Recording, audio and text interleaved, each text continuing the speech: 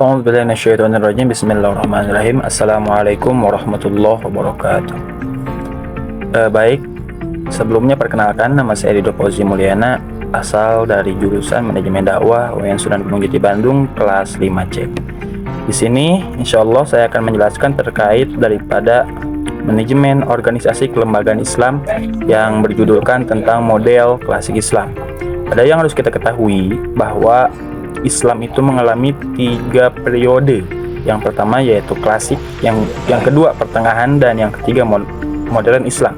Nah, adapun di sini saya akan menjelaskan terkait daripada klasik Islam, yang dimana klasik Islam itu terjadi pada masa atau pada tahun 650 Masehi sampai 1250 Masehi. Dan juga di sini saya akan menjelaskan dan akan memaparkan terkait daripada dua poin. Yang pertama yaitu kekhalifahan. Ada yang harus kita ketahui bahwa kekhalifahan asal katanya adalah khalifah, yang memiliki arti dari pengganti atau pemimpin, dan landasannya yaitu menurut Al-Quran surat Al-Baqarah ayat 30. Bismillahirrahmanirrahim.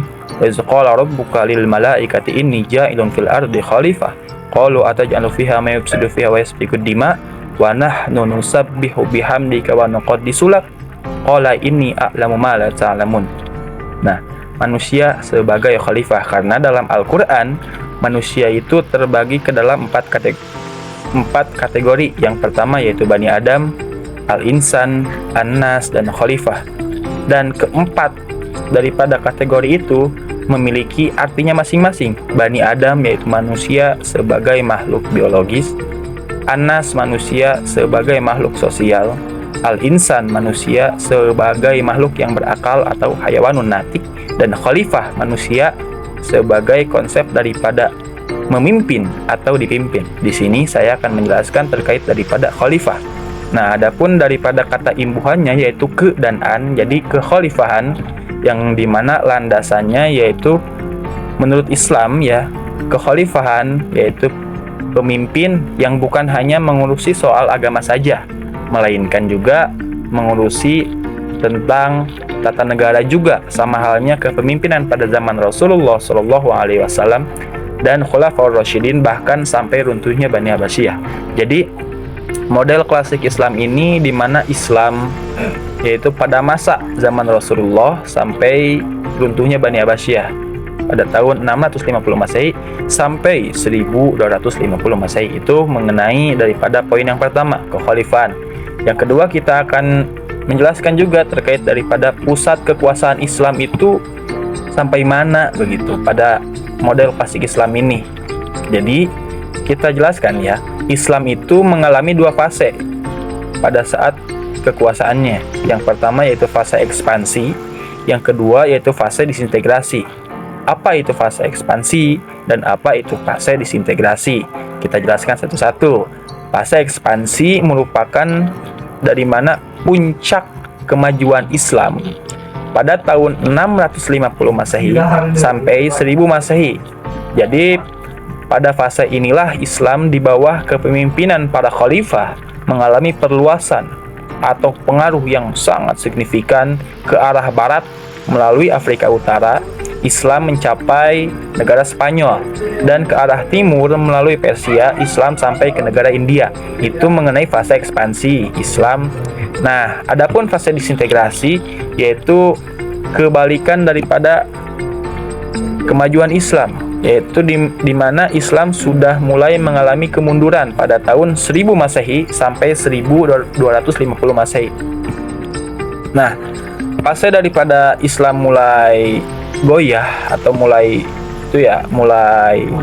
mundur gitu, yaitu pada masa 1000 sampai 1250 Masehi, akhirnya Baghdad dirampas dan dihancurkan oleh siapa? Oleh Hulaguhan, dan akhirnya pada tahun 1258 Masehi Islam sudah benar-benar mulai mundur gitu. Jadi kita jelaskan dengan singkat lagi bahwa pada poin model klasik Islam yang saya jelaskan ini, yaitu ada 2 poin. Yang pertama kekhalifahan, yang dimana seorang pemimpin ini gitu bukan hanya mengurusi soal agama, melainkan tata negara juga gitu. Jadi kita pada zaman Rasulullah sampai Khulafaur Rasyidin dan bahkan sampai Bani Abbasiyah. Itu yang pertama, kekhalifahan. Yang kedua, pusat kekuasaan Islam mengalami dua fase. Yang pertama fase ekspansi dan yang kedua fase disintegrasi. Yang pertama, fase ekspansi merupakan puncak kemajuan Islam pada tahun 650 Masehi sampai 1000 Masehi, yaitu di mana Islam mulai perluasannya ke daerah barat melalui Afrika Utara ya. Islam itu sampai ke negara Spanyol dan ke arah timur melalui Persia, Islam sampai ke negara India. Adapun fase disintegrasi yaitu Islam sudah mulai mengalami kemunduran pada tahun berapa?